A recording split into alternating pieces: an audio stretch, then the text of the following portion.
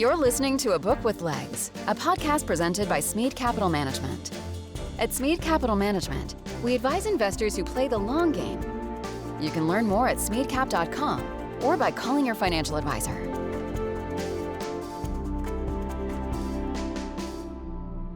Welcome to A Book with Legs podcast. I'm Cole Smead, CEO and Portfolio Manager here at Smead Capital Management. At our firm, we are readers, and we believe in the power of books to help shape informed investors.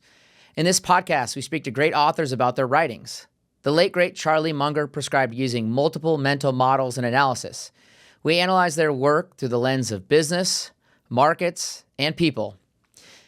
In this episode, we are going to learn about another corporate history that transcends to teach us about the history of an industry, a country, regulation, and ultimately politics.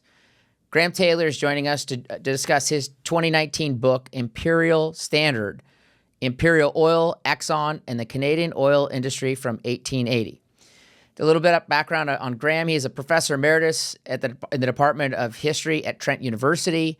He is also the author of other titles, including The Rise of Canadian Business and DuPont and the International Chemical Industry. He is the winner of the 2015 Petroleum History Society Best Article Prize as well. Graham, I know there's more prizes that go with that, but I'm really glad you're here with me. And thank you for joining me. Glad to meet you. Yeah, very good to visit. And so just to kind of start off, you'd written about DuPont, as I just mentioned a second ago. What drew you to want to particularly write about Imperial? I think it's a very purposeful history. I'm surprised that there's not more books out on it, to be honest, but you have, what I consider the most formative corporate history on the business. Well, I guess two reasons. One is that there aren't a lot of companies whose records, whose archives are as large and as well preserved as Imperial Oil, largely because of its parent company, which is Exxon. And Exxon has maintained a huge archive for years. They've had a multi-volume history of their company, Jersey Standard. Sure. So it's that's one of the reasons. The other is it only really became available to me as a researcher when Imperial Oil moved its headquarters from Toronto to Calgary about 2006 or 7. Okay. And what they did then was to open up their archives, which had been in-house archives for corporate use, to other researchers, which had not been done before. I had actually approached Imperial back in 1970s about wanting to write their history. Okay. And at the time, they were very reluctant because at that time, as I cover in the book, there was a lot of politics going Sure. on. People wanting to nationalize Imperial Oil or have the government take over. It established Petro Canada to compete with Imperial Oil and other big private companies. So although they did give me access to part of the records, this was where I got stuff on Walter Teagle, Sure. who was president back in the early 1900s. But I didn't get didn't have access to the full array of records, as they say, until after 2006 or 7. And I had retired, or was on the point of retiring, and I just finished a history of Canadian business generally. Mm-hmm. But I wanted to come back and do Imperial Oil because it's also, as I mentioned in the book, it's sort of as important, not just as a business, but to the history of the country, to Canada. Sure. And for example, the Hudson's Bay Company, back in the early days of even before Canada existed, or the Canadian Pacific Railway, Sure. which was the largest enterprises ever undertaken. Yeah. Imperial Oil was sort of, I think, on that level. It was that important to the shaping of Canada historically. And certainly as important in the 20th century as probably any other business. Sure. as a oil producing company. It was the largest oil producing company for many, many years in Canada. Yeah, when you point out, you do also a really good job of explaining the history of crown corporations, which obviously, many of those businesses you just mentioned were, and that was all a function of, the Canadian government, to your point, wanting to develop industry. And so therefore, it's very integrally tied. You started your book with Abraham Gessner. I like how you'd start stories topically in this history with kind of an individual to kind of key the storytelling with. What did he figure out early on, and what was the dominant energy when Mr. Gessner was on the scene? Well, he was looking for a something that would generate illumination to replace candles. Okay. And at the time, the major resource that was available to provide artificial lighting, as we generically would call it, was whale oil. So, in fact, there were whalers going all over the world to bring home whale blubber to be made into illumination fuel. But he believed you could find something closer to home. Sure. And he believed that there was a way in which you could take oil and refine, that is crude oil that you could find in many different places in Canada and, of course, in the United States and elsewhere, that could be refined into kerosene, which would be a much more reliable source of illumination than whale oil or candles. And of course, this was before the days of electric power. So sure. Kerosene was, in fact, the major product of the oil industry up until about 1910, when the automobile industry came into be appeared. Well, and you talk about in 1849, Thomas Sterry Hunt found asphalt, or what you refer to in your book as mineral pitch, in the Enniskillen Township. Right. What was the purpose of that material? And I think you also give past history of a lot of this stuff. I mean, the First Nations obviously used a lot of these materials in like the pitch of their boats. I think you talk about. So what would that have been led to kerosene right away, or were there other uses that naturally the Enniskillen area provided? Well, oil.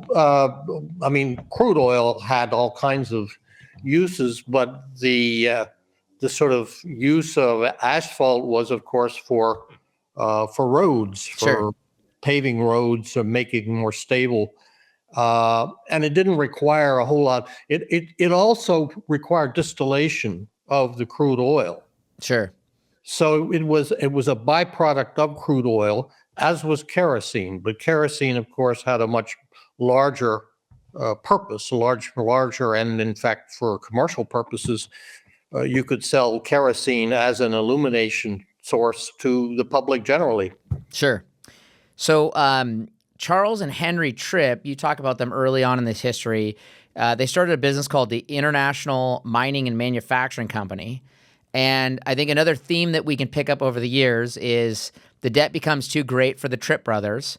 James Miller Williams, who you teach your readers about, takes over as the creditor. And that was in the 1850s that he's doing this. Yeah. And it took about 10 years for the oil boom to mature and kind of become a thing. I think it was like 1861 that, Petrolia and the oil boom kind of takes hold. And obviously there's things going on in places like Pennsylvania, and you talk about. Is that another thing that you'd say of this history? Because I think that was we're investors in the space ourselves, but it seems like what the wise man does at the beginning, the fool does at the end, and the booms coincide after periods of underdevelopment, undercapitalization, and really credit cycles. Well, this is the whole point, that you get what you might call a first mover, who actually takes a technology and develops it, applies it, commercializes it. Sure. And that the success of that person, in this case, James Miller Williams, brought in many, many other people who said, well, we can do the same thing. Sure. We can be Mr. Williams. We can be bigger than or better than, or we'll take advantage of the same technology that he's developed and acquired. Sure. So, I mean, in a way, he didn't. He actually disappears from the scene fairly early. There were others who were coming on the scene and were successful. But yeah, you have this sort of boom and bust cycle that goes on, and it's in the mining industry. You see it, the oil industry, in a lot of different areas. You see a first mover successful, and you bring in dozens and even hundreds of people trying to emulate their success. And that's what happened what happened in Petrolia, what's happened in Pennsylvania. You had, just literally thousands of people trying to exploit the same resource of the crude oil. Sure. All of them hoping to get rich quick, but of course, only a few would be able to do so. Yeah. Another part of this is, early on, oil is found. But the idea of like upstream and midstream and downstream, there really isn't those concepts, is there? It's just kind of all lumped into one category. Yeah, basically. I mean, that's something that has come about because you had the development of a, you might call them multi-divisional businesses where they had the business of getting the oil, in this case, of refining the oil, and then of marketing it. So there's actually three different stages. But at the beginning, everybody was at least trying to do all things at once, and it was really people like, in the case of the United States, Rockefeller or Jacob Engelhart in Canada, who said we want to actually, instead of having everybody trying to do everything and competing with one another, we need to rationalize the system. Sure. Well, the early history of the business is really, it's a refinery business. I mean, to your point, Yes. It wasn't really the production. It was how do you take what's out there and from these various people, mining it or taking it out of the ground to refining it. You mentioned Engelhart. I loved Engelhart because, again, you're early on in a business like this. You get grifters in this business. Can you kind of teach us about Engelhart's background and why he wasn't the guy you'd want showing up with your daughter, on a date? Well, he had a lot of irons in the fire. Some of it was bootlegging whiskey.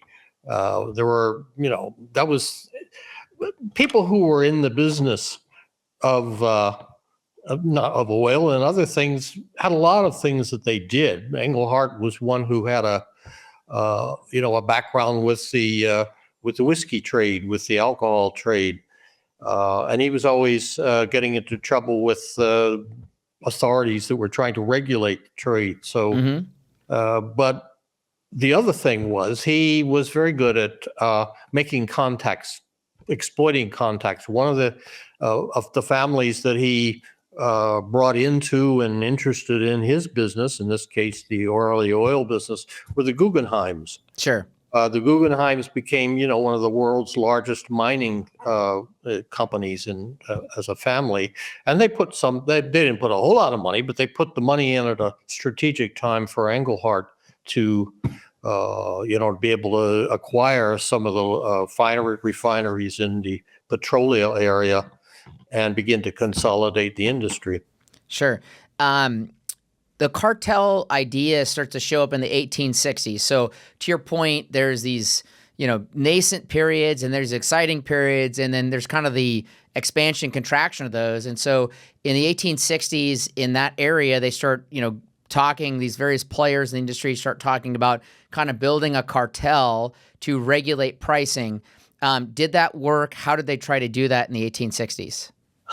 Well, I mean, that happens over and over again. You mean OPEC is a cartel, for example. Correct. Yep. But I think it's a good picture into that. Like, does it work, and how did they try to do it? That's the whole point. It's a logical thing for for people who are in competition to say, why should we compete when if we get together, we can set prices and we all benefit from it? Sure. Yeah. And that all works very well, especially if it's after a period when a lot of people are facing ruin or ruin from competition. But there's always going to be somebody who says, well, okay, you have your cartel, but I'm just going to go ahead and I'm going to take advantage of the prices that you're offering, and I'm going to underprice you. And once that happens, then some of the cartel members say, well, we better get on we better go underprice the cartel too. And so it begins to break up. And then they have to keep trying to reform it, sometimes at a larger and larger level. And it was one of the reasons, for example, why people like Engelhart, and Rockefeller determined that, this isn't stable. You can't have a lot of independent businesses, agreeing amongst themselves on prices, but it's self-regulating. And if there's no means of exercising that control, you're going to have the cartels break up. They're always going to be unstable. Sure. And the other thing you talk about in the book as a theme is oil is always pulled out of the ground in places that people are not, generally speaking. So you not only have to pull it out, but you got to move it. Yes. And at this time, the pipeline business was a very a rough term based on what you wrote, but it was really, how do you get the oil to a railway? Yeah. And how important were the railways and the decisions over getting to railways at that time? Well, they obviously were very important, and in fact, the timeliness of the railways having extended, both in the United States and in Canada, in the 1840s and 50s, sure, to areas, which were linking, urban markets to many smaller places. So what the people in the oil business were able to do is, if you could find a way to get your crude oil to market or to a railhead, and make a deal with the shipper, then you could go into a market and start to exploit the benefits of your product. Sure. To a much greater, otherwise it would have entailed a lot more, what should I say, middlemen. You'd have to sell your oil to somebody else, and they'll sell it to somebody else, and on and on. And so each one takes a cut. So eventually what the guy at the beginning who sells can see that the price that they get down the road is much higher than if he had gone into the market directly. And that's the sort of opportunity the railway would provide. And of course, where you had, and this was true both in the US and in Canada, where you had railways were competing for the same, for the same lines and the same markets. And then a smart business person, which Rockefeller was, Engelhart, you could play them off against each other. You'd say, I'll give you, all my business if you give me, in this case, Rockefeller came with the idea of rebates. I'll pay you a fee for transporting it, but you'll, return to me a portion of that, so that I will, in fact, be in a much better position vis-a-vis my competitors. Sure.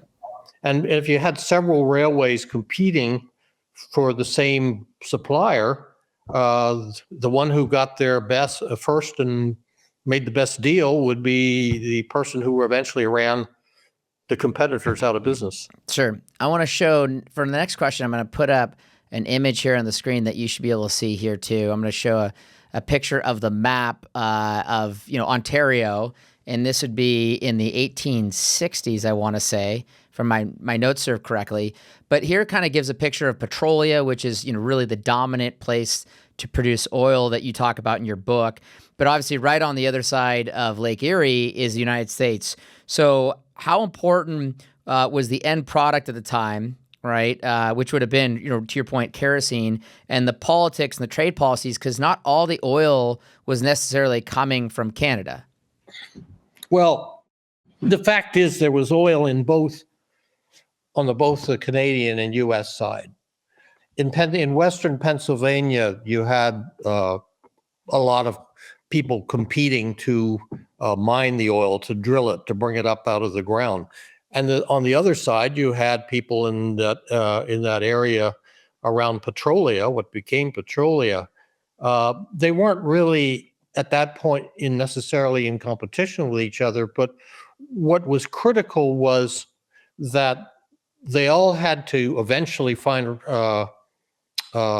refiners, and the refineries had to be set up in a place where the refinery had to have direct access to railway transportation. Mm-hmm. So that's why, for example, Cleveland was so important, and Rockefeller, who was actually just a merchant in Cleveland, got in early and said, we have to, I'm going to start refining oil into kerosene, bringing the crude oil into kerosene, Sure. and then I'm going to use my connections to these railways to get them to the markets in places like New York and Philadelphia and so forth. And the same thing was happening on the Canadian side, where you would have the refiners that were setting up operations in London, which was one of the largest cities in that part of Ontario. So they would be bringing the oil from the petroleum area to London for refining, and that would then enable them to ship their oil from their kerosene, I should say, to places like Toronto, Montreal, and so forth, the biggest cities. It wasn't, I would guess, until the 1870s that you began getting sort of cross-border competition. Sure. Then you had big companies on both sides trying to play. They'd gone into their own markets and exploited them. Now they were looking for somewhere else to sell their product. Hi, I'm Cole Smead, CEO and Portfolio Manager here at Smead Capital Management and host of this podcast. If you enjoy this podcast, I'd like to invite you to check out smeadcap.com. At our firm, we are stock market investors. We advise investors who play the long game with a discipline that has proven success over long periods of time. Learn more about our funds at smeadcap.com. Past performance is not indicative of future results. Investing involves risks, including loss of principal. Please refer to the prospectus for important information about the investment company, including objectives, risks, charges, and expenses. Read and consider it carefully before investing. Smead Funds distributed by Smead Funds Distributors, LLC, not affiliated. So 1880 is the year, if I got my notes correctly, that Imperial was created, and it was pretty much a brought together by various players in the refinery business. Can you kind of talk about who came together to create this business? Yeah, there were a lot of refiners in London, just as there were a lot of refiners in Cleveland. And it's interesting because essentially what the refiners in London, that is on the Canadian side, they actually formed a cartel of refiners. In Cleveland, Rockefeller took it a step further at an earlier step of instead of simply forming a partnership among these refiners, he would go form a partnership with one or two, and then they would go and buy up the other refiners and consolidate that. Sure. And in a way, that was going on on the Canadian side, but not nearly as quickly. So that in fact, you had people like Frederick Fitzgerald, and you had Engelhardt, and you had others who were all, in a sense, they were all sharing the same kerosene market. Sure. But it wasn't, although I think Engelhardt would have liked to take it that step further into consolidating. We consolidate the biggest producers or refiners, and then we sort of run everybody else out of business, which is what Rockefeller did in Cleveland, and then took it to larger markets. Sure, but it's shortly after Imperial was put together, they closed down, I think you said 7 of their 9 refineries. Yes. Because of the oversupplied market. So to your point, it's like there's an industrial logic that has to go along with this. Sure. I mean, that was one of the purposes of the cartel agreements, was everybody had to agree to stop competing with each other. So you had to reduce output. But the question, as I mentioned before, the trouble was, unless you had a means of enforcing these sort of quotas on the members of the cartel, there was always going to be somebody who was off, underselling them. So it was ultimately, let me just put it this way. Ultimately, what you needed, and this is what Rockefeller from the very beginning said, there's no order. It's not enough order in this business. Sure. We Sure. have to establish control. It's not good enough to have partnerships with others. There has to be one entity that controls everything and forces everybody else in the industry to reduce or increase their output Sure. according to the market. So let's talk about Herman Frasch. Teach us who he was and also what his advances were that were so important for the discussion of this history. Well, the biggest problem, and it was a problem for the Canadians in particular, and from Petrolia, that the oil that they were getting out of the ground had a lot of sulfur in it. Sure. A huge amount of sulfur, and that it made it very hard, let's put it that way, to sell the stuff, because you were selling kerosene to the public generally and saying this is a better illuminant source than anything else, but it smells like rotten eggs. Sure. So the oil which Rockefeller was refining on the United States side it was a much sweeter oil from the Pennsylvania area. Yeah. So he was able to actually exploit that in selling his product even to Canadian market, because it didn't smell so bad. Sure. On the other hand, when Rockefeller decided to expand out of the Pennsylvania fields, because they were getting exhausted, so they went into Indiana and Ohio, where there were also crude oil to be exploited. But there they ran into the same problem that the Canadians had of what was called skunk oil. It was just sulfur laden.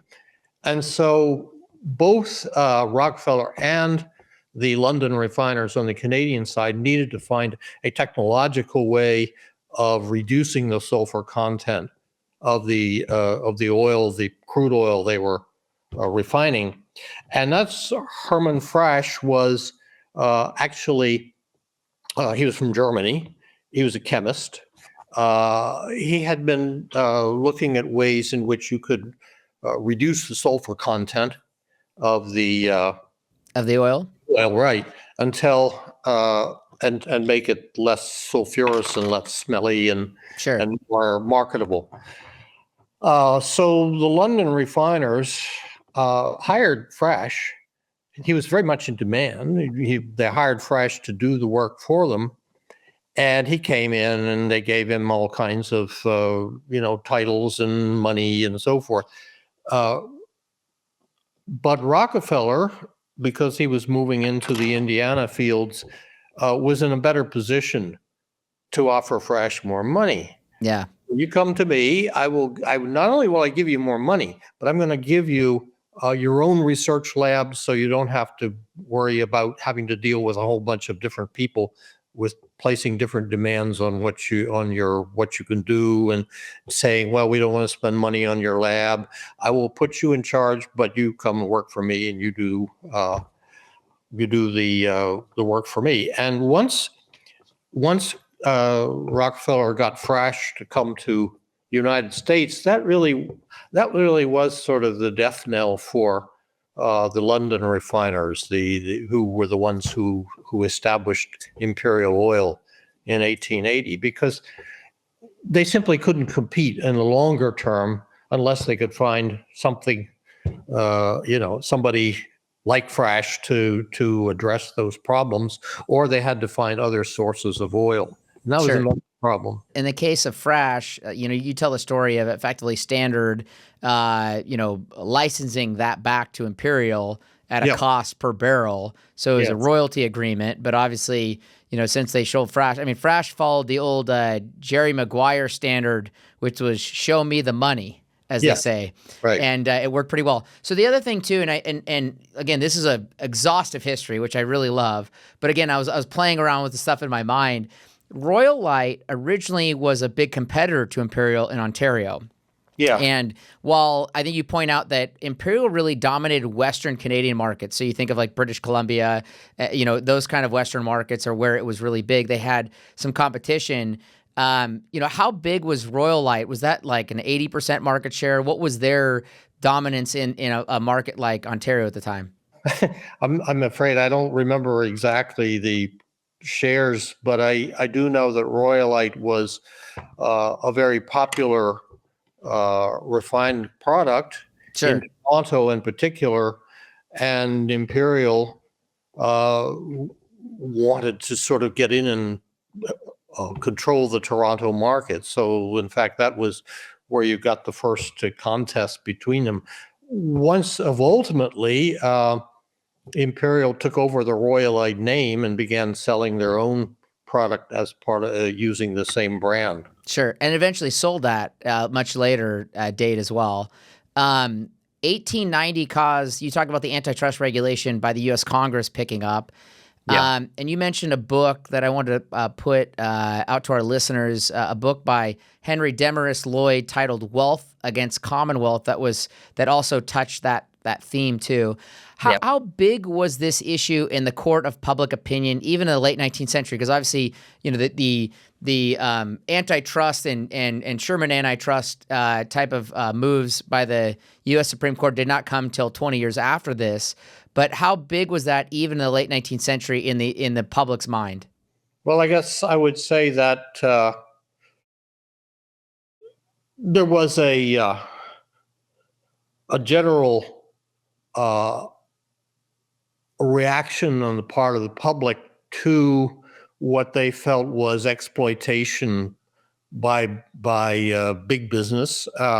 It had begun with the issue of railways. The railways had been heralded as, bringers of prosperity to the, all the smaller places in the country. And but over 10 or 20 years, when the railways became larger, began setting their rates higher, they began putting up warehouses and charging fees for storage and so forth. People felt in the public, small business people, farmers in particular, that they were being exploited by these companies using their control over the technology and over the what you might call the choke point of markets. Sure. And that was extended, of course, to a company like Standard Oil, which by the 1890s had pretty much, they moved on in controlling the oil in Cleveland and the Pennsylvania fields. They controlled Indiana and Ohio. They controlled kerosene marketing in places like New York and Philadelphia and so forth. And they were able to basically set their own prices. And you mentioned the pipelines. One of the things which the railways had tried to do was to get, if you will, siphon off some of the profits that the oil companies were making by charging high fees. And that's where actually Rockefeller, playing the railways off against each other, getting rebates, he was able to then ultimately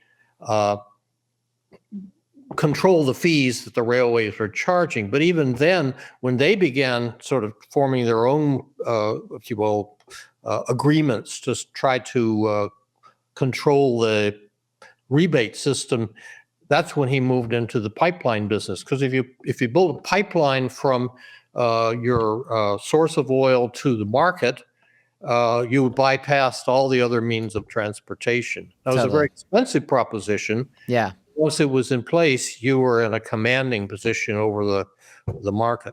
Yeah. 1898 was the year that Standard took control of Imperial. You explained that there was a deadlock. Imperial was in a deadlock of negotiations with, I think it was Colonial, was the company trying to buy them out. And they were at an impasse.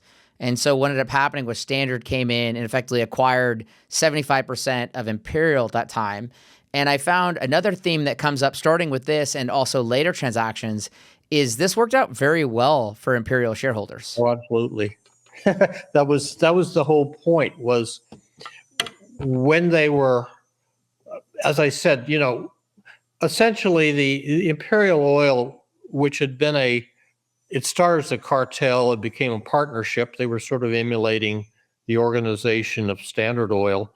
But of course, each member of the of what had been the cartel had their own interests and wanted to make as much money as they could out of the investments that they had made in the consolidated company. So when Imperial was reaching the crisis point where the oil was running out in Petrolia. Sure. They knew it was only a matter of time before it'd be over with. So they're trying to sell their company off to the best bidder. And the thing is that Colonial, which was a big English company, they they hemmed and hawed. They said, we'll think about it.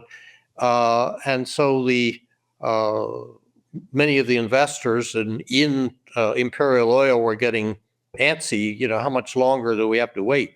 And there were a couple of things that I guess needed to be mentioned. By that time, the 1890s, Rockefeller had moved into the Canadian market. He had bought into a number of companies in Ontario. And in effect, it was almost like a military exercise. He had outflanked and surrounded Imperial, Sure, with these other companies. They weren't as big as Imperial. They didn't have as big a market share, but all collectively under the direction of Rockefeller, they were able to put Imperial on the spot. And it was at that point that Rockefeller could go to people like Engelhart, for example, and say, okay, you can wait for Colonial to buy your company, or you can take the offer that I'm going to make to you, which is you vote to sell Imperial to Standard. You get not only the money, but you get a position on the board of Standard Oil and a management position, and you have all kinds of other opportunities opening up to you in a much more larger organization. And that was enough of them bought into that that they basically undercut the Imperial Oil leaders and took got the benefits of the merger. Yeah. It was a takeover, but it was an early version of a very a very consequential takeover for Canada. Yeah. We hope you're enjoying the podcast. We work hard putting together this show, but we work even harder for our investors at Smead Capital Management. At Smead, we believe in disciplined investing, which is why the Smead funds have a proven track record of long-term outperformance. If you're an investor who plays the long game and want to invest in wonderful companies to build wealth, we invite you to visit smeadcap.com. Past performance is not indicative of future results. Investing involves risks, including loss of principal. Please refer to the prospectus for important information about the investment company, including objectives, risks, charges, and expenses. Read and consider it carefully before investing. Smead Funds distributed by Smead Funds Distributors, LLC, not affiliated. And you credit, in your book, as others have, you credit Ida Tarbell, who wrote a lot about Standard, William Randolph Hearst, Joseph Pulitzer, and Teddy Roosevelt in kind of changing the view of Standard Oil from a political media perspective. 1911 obviously changed everything, and I'm going to show a picture here because throughout the book you talk a lot about the tentacles of Standard Oil, and here's the image of obviously this was the personification of Standard Oil in the media for a very long time, and so you keep coming back to the tentacles, and after 1911, Imperial really becomes the foreign ownership tentacle of Standard, don't they? Yes and no.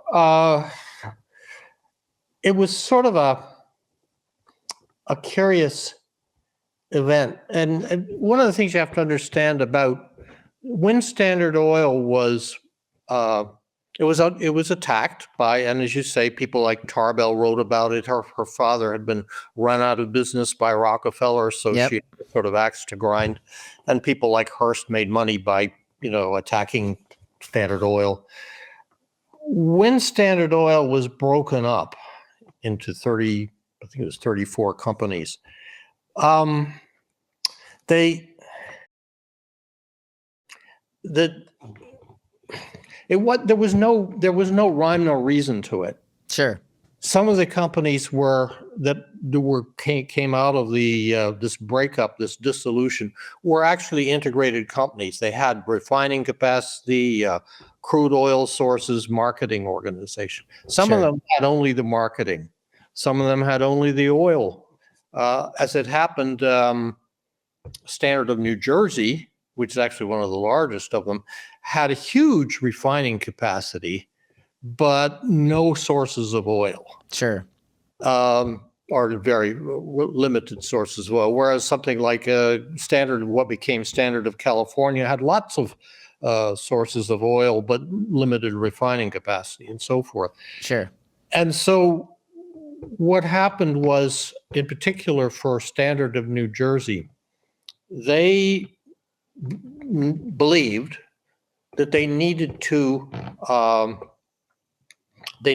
expand their search for crude oil in abroad, and they had already set up a company in the 1890s called Anglo-American Oil. Yep.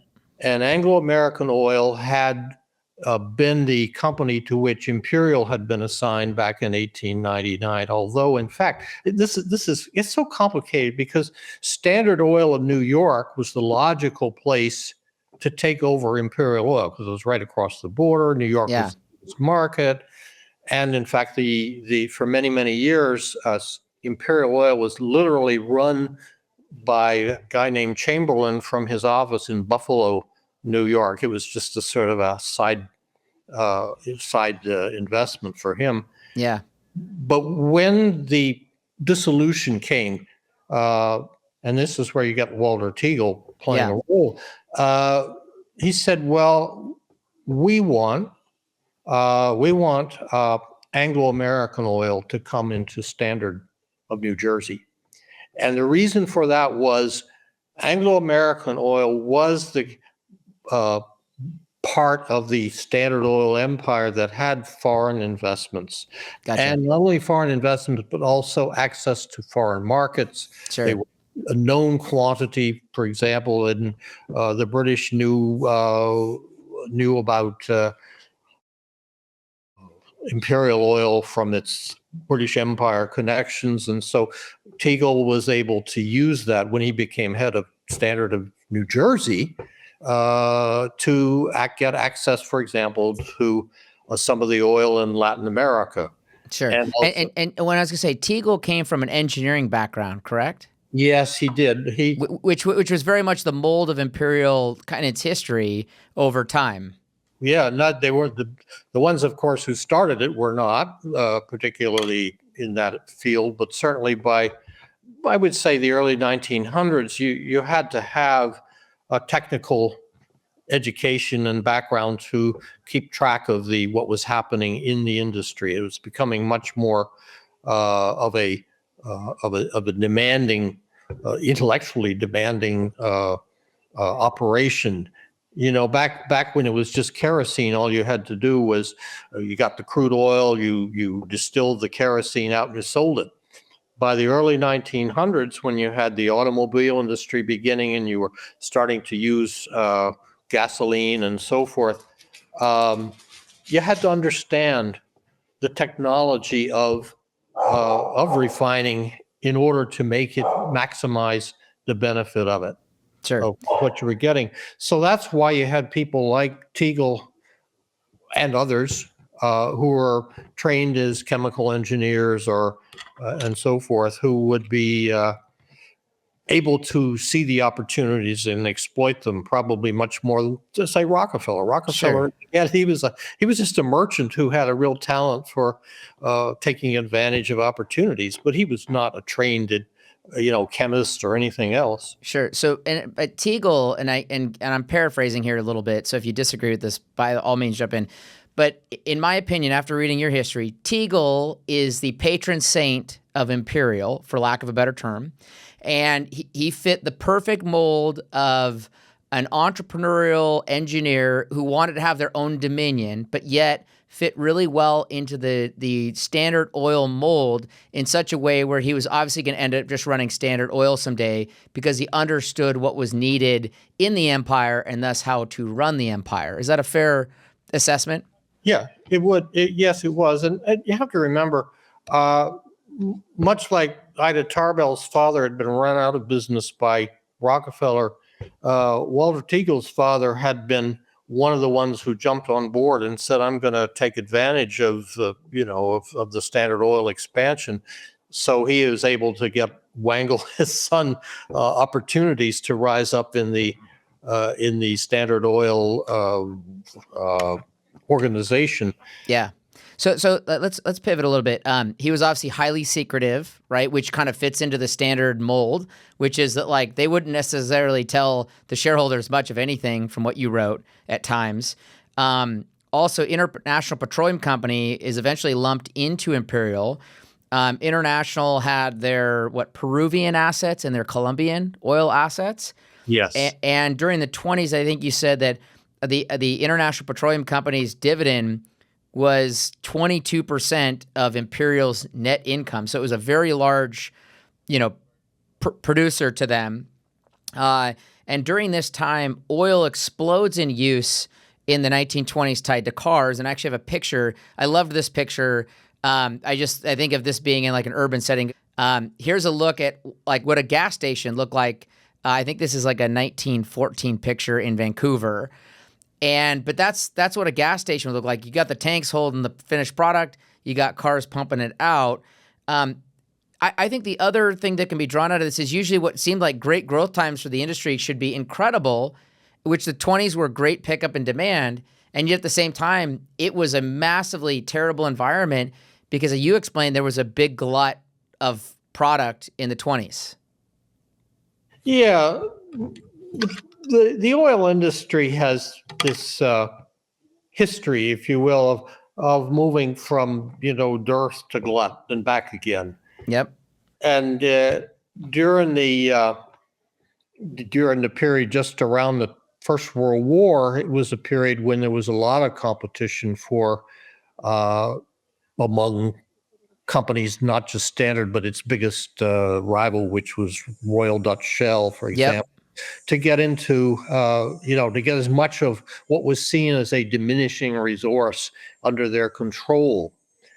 And so, for example, that's when you get, Royal Dutch Shell going into the Middle East and to get the Turkish Empire to sign over long-term leases for drilling.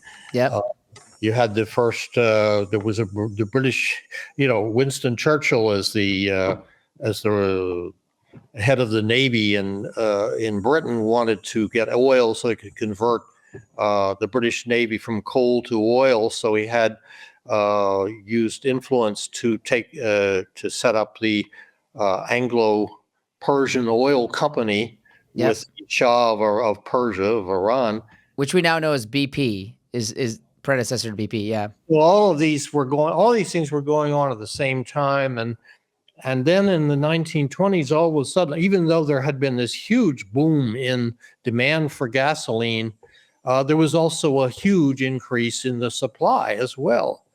For example, you had the big, oil coming out of the Middle East. This was not out of Saudi Arabia because they came later, but it was from what was known as Mesopotamia, which was Iraq.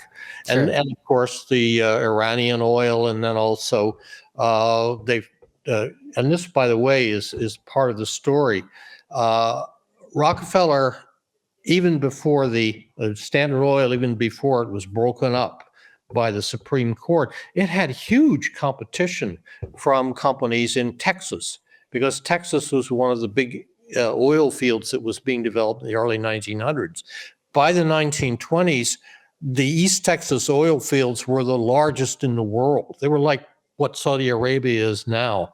And so you went from a sort of situation of desperate competition for what was seen as a diminishing resource to, as you say, a glut. And all of a sudden, the problem wasn't how to find more oil, but how to control the amount of oil that was being refined and sold so that you could, sustain your profits, because you needed that in order to sustain the organizations that companies like Standard Oil and Royal Dutch Shell had established.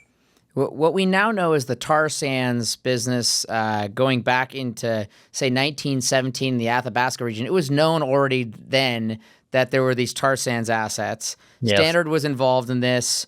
Can you? And I think we have our last picture here that we're going to show. It's a picture of Alberta at that time, and you just have these awesome maps throughout the book, and I kind of gig out at some of these because I just think they're fun to look back on. But here's a look at Alberta at that time and the various, I'll call it oil and gas plays that were noted then.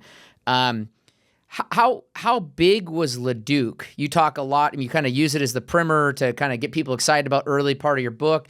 You talk about this gusher at Leduc. How big was the Leduc, number, what was it? Was it 1 or 3? I can't remember the number, but it was like the first. It was Leduc number 1 that was the first big. The big gusher. And how big was that relative to the prior oil and gas history in Alberta?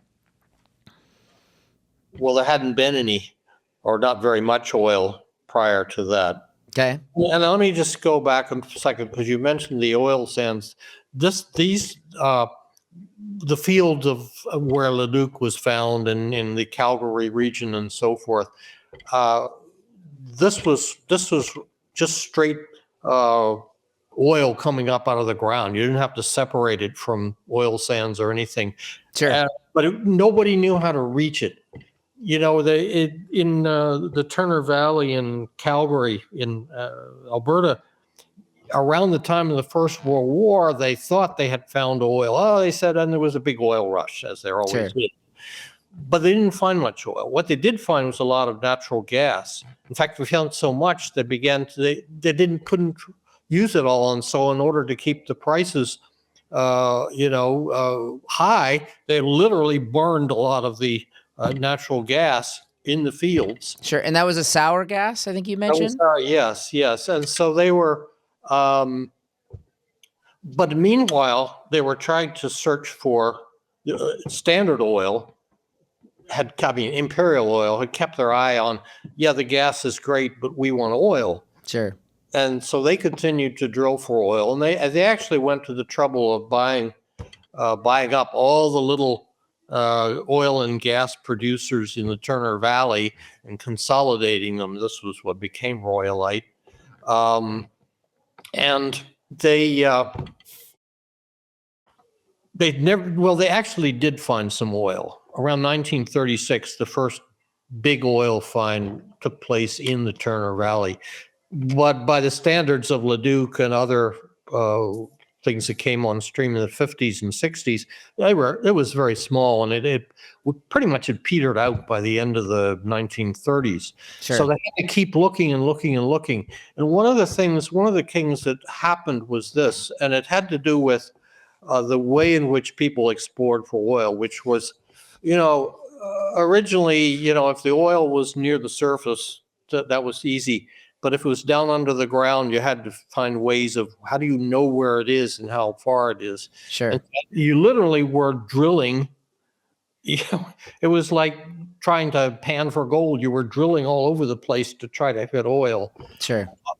And one of the things, and this was the problem they had for the Albertans in the Turner Valley, they went down to what we call the Cretaceous period, when the dinosaurs were. But you had to literally go down even deeper into the ground in what's known as the Devonian era, geologically, paleontologically speaking, in order to really find oil. What you found at the top was the gas, because in a sense the gas was sort of floating on the top of the oil. And so you could drill down enough to get the gas, but you had to go much deeper in order to get the oil up. And it wasn't until around the time of the Second World War, right afterwards, they said, let's take a chance. Let's take a chance on drilling even more deeply than we have ever before. Sure. and you commented just a second ago, but I want to come on this. You talk about how stable the 50s and I think the 60s were in the industry compared to everything that kind of happened prior. Yes. Yeah, because, it was stable in the sense of what made it stable was that the big oil companies that had emerged out of the 30s and 40s were, let's just say, they formed a, if you want to call it a refiners and marketers marketing cartel. Back Sure. in the 1920s and 30s, companies like Standard, well, actually the 20s, Standard Oil, Royal Dutch Shell, BP, what became BP, and the smaller ones, the Texas companies, and so forth. They were in furious competition. Who was Sure. going to get onto the market first? Who was going to find new oil and so forth? But they learned from the experience, of course, that if you get too much oil, all of a sudden the problem is how do you keep the the output down so that you keep the profits up? And so that was where you had the oil refiners cartel that was formed at Achnacarry in 1927. Yeah. It was really that experience after the Second World War that made for a stable price regime, a stable oil price regime, because the oil refiners cartel, it had all the problems of cartels because there was always somebody trying to take advantage of it. But at least up until the 1960s, they were able to keep a kind of control, even though at the time there were all kinds of new oil sources coming on stream. The Saudi Arabian oil, of course, Sure. comes out in the 1940s.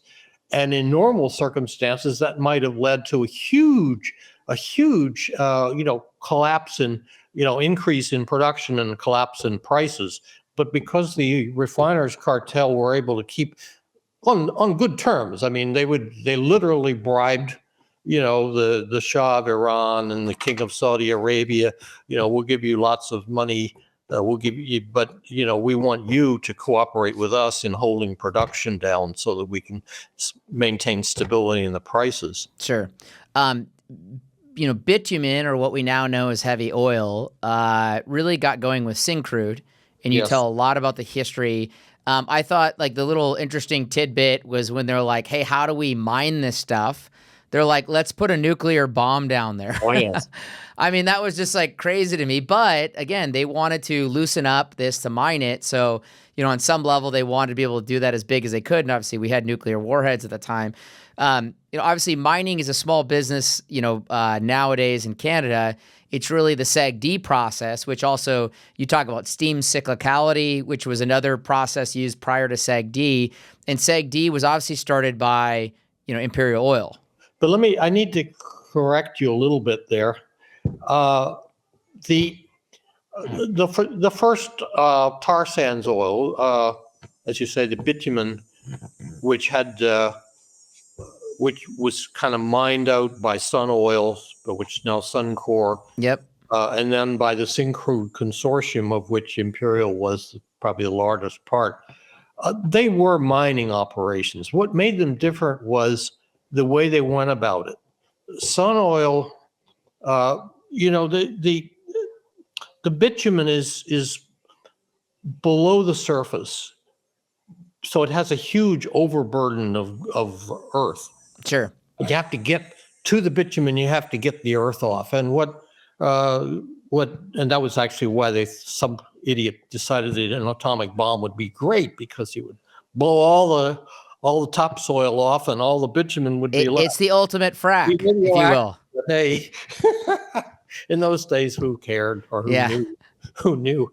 But anyway, the mining part was both Sun Oil and Syncrude did use large scale mining. And yes, Imperial went a different route in the 1970s, I guess, and 80s, when they used the SAGD process, and they you literally, it was sort of like the fracking in the gas business. You would pump water down into one level in order to force the oil, the tar sands oil, bitumen, to the surface, and then you could scrape it off and take it away. Sure. And that way, it wasn't successful. I mean, there's no question about it. And in many ways, it was much less, what shall I say, abusive of the environment. Sure. Though I don't think all the birds that would drown in the toxic ponds would agree with that. But the thing is that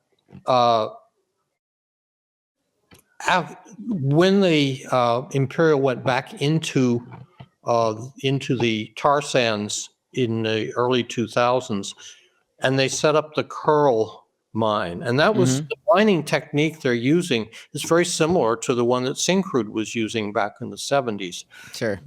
Yes, they could have done the underground process, but I think, well, you might say they were in a hurry because the price of oil was high and they wanted to exploit that. But they did do something interesting, and I was just actually reading about this recently. It wasn't in my book because at the time the Curl mine hadn't really gotten underway.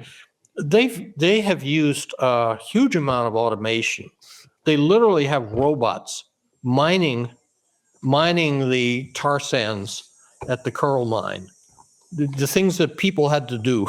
Sure. Are there those big huge shovels they had, and the huge trucks they had carrying the bitumen to processing. That it's all being done by robots, literally, in the Curl mine. And I think that's to me that's a really interesting thing, because one of the big criticisms that people make of Canadian business is they're not very, what's the word, technologically. They don't take advantage of the technology to reduce their costs, their production costs, which is one of the reasons why they're less competitive. Sure. Other companies, but Imperial is an example of a company that said, "All right, we're going to open a mine. We're going to do it the conventional way, but we're going to use a lot more AI, a lot more mechanization than they had in the past." No, they couldn't have done it back in the 70s. That Sure. way. Hey, I want to give a big shout out to everyone who's been working so hard on this show. We recently hit the top 10 in investing podcasts on Apple Podcasts, and even number 1 in the business category in several countries. As you may know, this show is brought to you by Smead Capital Management. Smead Capital Management understands how frustrating and illogical the stock market can be. If you're searching for funds with a proven track record, give the Smead funds a look. Or better yet, reach out at smeadcap.com. And don't forget to mention you're a fan of the podcast. Past performance is not indicative of future results. Investing involves risks, including loss of principal. Please refer to the prospectus for important information about the investment company, including objectives, risks, charges, and expenses. Read and consider it carefully before investing. Smead Funds distributed by Smead Funds Distributors, LLC, not affiliated. The other thing that's cantankerous, obviously, you got this border that it seems to be a recurring issue throughout the tariff discussion of the last, I don't know, say 80 years, let's just call it. And then you have Canadian politics standalone. I think there's 2 big areas that you talk about in your book: the depreciation expense, which ends up becoming this like recurring issue.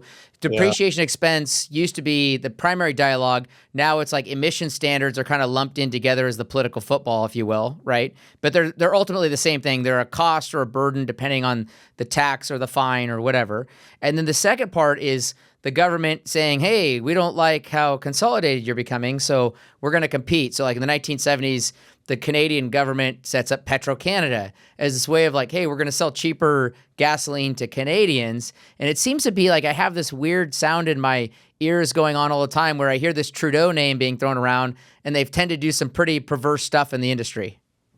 Yeah, well, it's I would say that I would say to you, and I know Albertans in general would probably agree. I'm not from Alberta, but they would say that Trudeau, father and son, were the worst ministers the Canada ever had.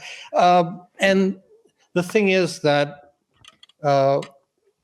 it comes partly out of the fact that and I have now I'll insult the people in Quebec too, because they come from a kind of French mercantilist philosophy in which government should always play a role directly Sure. in creation of wealth, not leave it to private enterprise and so Sure. forth.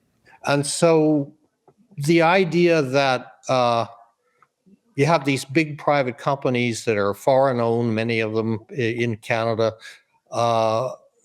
But, yes, it's all very well. They're creating the wealth and they're paying the taxes and all the rest. But we think that that's not enough control. I mean, if they chose to pick up and leave, or if they chose to threaten to, raise prices, and what are you going to do about it, kind of thing. So that's where Petro-Canada sort of came from. Although, you see, when Petro-Canada was set up, it was right after, in the 1960s, and there was this great excitement about the oil off the Alaska coast and so forth, and there was going to Prudhoe Bay. Yeah, Prudhoe Bay, and how this was going to be so great. And so what Trudeau and the Liberals came up with was this idea, well, we don't want to just let the old companies, Imperial Oil and Gulf and Texaco and so forth, come in and expropriate that and get all the wealth. And it's going to cost a lot. So we as the government will go in there and do the original work, and eventually it'll, then eventually when it's become profitable enough, then we'll sell it to the private companies. Yeah. But in fact, what they did from the beginning was try to set up an integrated oil company with Petro-Canada to compete with the majors. Yeah. And that just enraged, of course, companies like Imperial Oil and Shell and so forth. They said, you said you were going to do frontier exploration and all this sort of thing. Yeah. But in fact, what you're doing is you're buying up companies. They brought up a French company, I can't remember the name now, which had a chain of gas stations and stuff. And they integrated that into Petro-Canada. Yeah. A whole nother corporate history that could go alongside that is we're a shareholder in Alimentation Couche-Tard. And what we've learned in the history of distribution is that obviously, people like that run distribution locations a lot better than the oil companies do, or the refineries do, for that matter. Yeah. So I was going to ask you, so this is I have two kind of bigger picture questions, and these aren't necessarily in your book, but I think you'd have a particular take on these. The paradigm I use for kind of giving a framework around the oil industry in the long run, and you touched on this somewhat earlier. You mentioned the Canadian railways. There's two Canadian railways that dominate the market up there. That is actually my framework and paradigm, my economic paradigm, if you will, for thinking about where we're going in the oil business. So I tell people that I think there's going to be 3 Canadian oil companies that dominate the oil and gas business in, say, 15 or 20 years, okay? Just like we're watching Union Pacific possibly go after CSX in America right now, which would leave us with 2 major railways here in America. And so if I think that those paradigms, capital-intensive industry, has cyclicality, needs major investment, those kind of fall in line with the oil business. So I think that's where we're going. Would you say that the railroad business is a good model to think about? Because, again, you need rationality on pricing. Or is that a bad economic paradigm to frame the oil business with in Canada, let's just say? Well, that's a good question. Railways are... Let's put it this way: railways have an established role of transportation. Mm-hmm. Once you've got the royal bed in place and the rolling stock and all the rest, it just becomes a kind of, well, who's going to be better and more efficient at running it? Sure. In the oil business, it's sort of it's kind of depends. It depends on whether you're lucky enough to be at the right place at the right time, and be able to exploit opportunities. And this has been true in the oil business all along. You will have,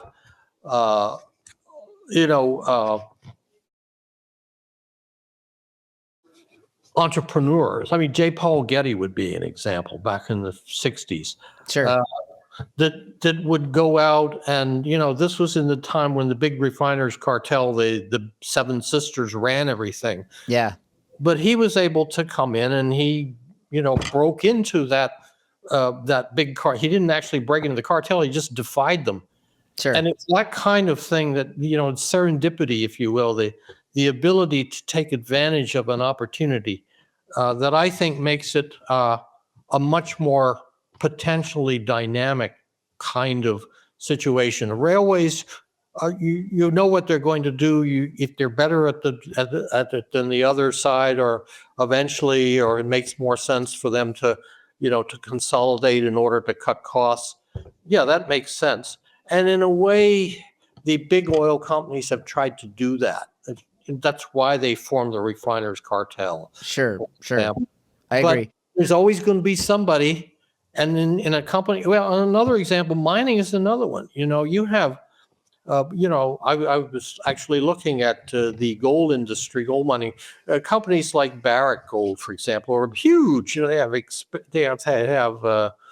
investments all over the world, although sometimes they make a mistake. Like, I think they had a big investment in some African country, and they just had a revolution, and the new president just said, I'm going to close down all the the mines, all the gold mines that belong to foreigners.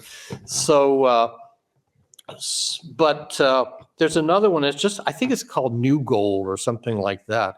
And these guys, I don't know, they've got a very few mines spared compared to a company like Barrick or El Dorado or whatever, but their stock has taken off because it's almost like going back to the good old days of the gold rush. They're the guys who got there first, and panned the gold. Sure. The other kind of bigger picture question I wanted to ask you was, and I'll give you my 2 cents on this, and I'll probably look more foolish than you will, but can you ever see a point in the future where Imperial is not controlled or majority owned by Exxon Mobil?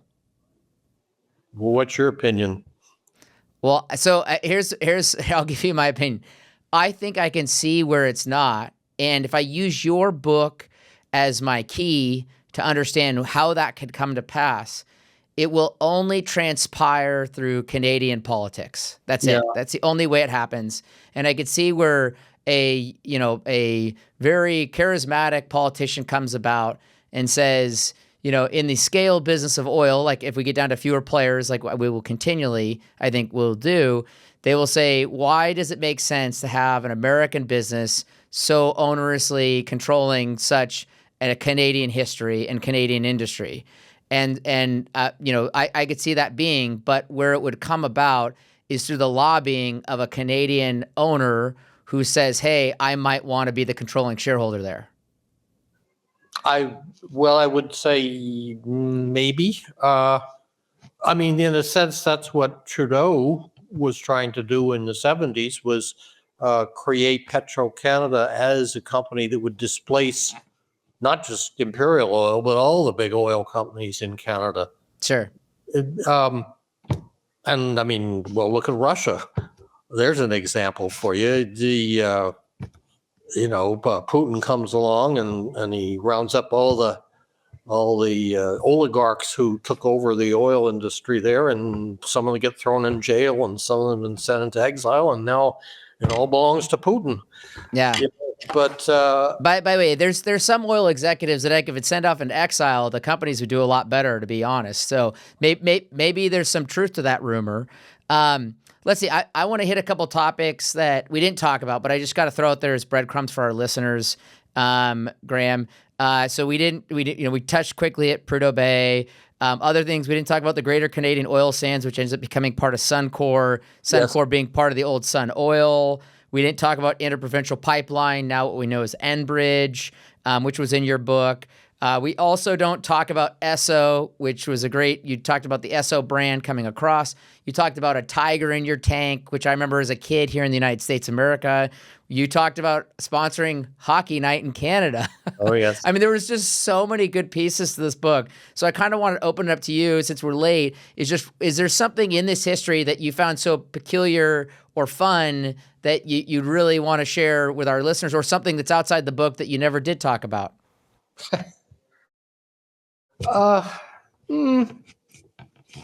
Well, I don't, I can't think of something right off the bat. Jesus, I sound like that woman who ran for president last year.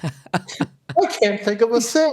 Yeah. Well, because there's just so many good things. I mean, like when you're explaining Hockey Night in Canada, I just thought, this is incredible that Imperial was the brand of Hockey Night. And given growing up in the United States, I would never know that. But the tiger in your tank, for example, like I remember as a kid, they would give you to put around the opening of the gas can, you could put a tiger tail, and cars would have tiger tails hanging out of their gas cap. Right. Yeah.